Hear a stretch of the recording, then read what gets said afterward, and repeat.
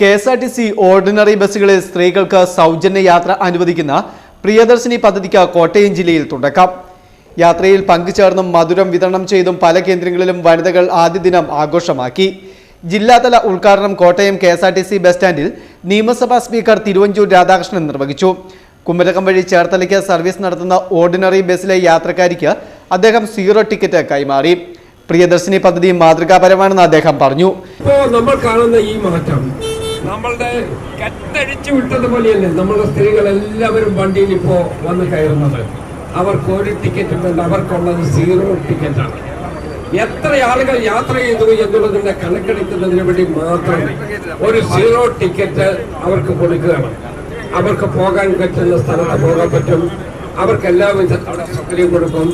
മറ്റ് സംസ്ഥാനത്തു നിന്നുള്ള ആളുകൾക്കും സ്ത്രീകൾക്കും ഇവിടെ സൗജന്യ യാത്ര ചെയ്യുന്നതിന് വേണ്ടിയുള്ള സൗകര്യമുണ്ട്. അങ്ങനെ കേരളം ഇന്ത്യക്ക് മാതൃക കൊടുക്കുന്ന രൂപത്തിലേക്ക് മാറിയിരിക്കുന്നു. അതിന് നേതൃത്വം കൊടുത്ത UDF ഗവൺമെന്റിനെ ഞാൻ മുക്തകണ്ഠ പ്രശംസിക്കുകയും ശ്രീ VD സതീശന്റെ നേതൃത്വത്തിൽ ജില്ലാ പഞ്ചായത്ത് പ്രസിഡന്റ് ജോഷി ഫിലിപ്പ്, കോട്ടയം നഗരസഭ അധ്യക്ഷൻ MP സന്തോഷ് കുമാർ, ജില്ലാ ട്രാൻസ്പോർട്ട് ഓഫീസർ S രമേശ് തുടങ്ങിയവർ സംസാരിച്ചു.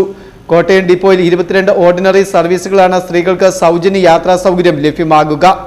കടുത്തുരുത്തി നിയോജക മണ്ഡലതല ഉദ്ഘാടനം കടുത്തുരുത്തി സെൻട്രൽ ജംഗ്ഷനിൽ നടന്ന ചടങ്ങിൽ ജലവിഭവ ഭവന നിർമ്മാണ വകുപ്പ് മന്ത്രി മോൻസ് ജോസഫ് നിർവഹിച്ചു. പുതുപ്പള്ളി ബസ് സ്റ്റാൻഡിൽ ചാണ്ടി ഉമ്മൻ MLAയും ഏറ്റുമാനൂരിൽ KSRTC ബസ് സ്റ്റാൻഡിൽ നാട്ടകം സുരേഷ് MLAയും പൊൻകുന്നം പഞ്ചായത്ത് ബസ് സ്റ്റാൻഡിൽ പ്രൊഫസർ റോണി കെ ബേബി MLAയും ചങ്ങനാശ്ശേരി പെരുന്ന ബസ് സ്റ്റാൻഡിൽ വിനു ജോബ് MLAയും എരുമേലിയിലും മുണ്ടക്കയത്തും അഡ്വക്കേറ്റ് NJ സെബാസ്റ്റ്യൻ MLAയും വൈക്കത്ത് KSRTC ബസ് സ്റ്റാൻഡിൽ K ബിനിമോൻ MLAയും പദ്ധതിയുടെ ഉദ്ഘാടനം നിർവഹിച്ചു.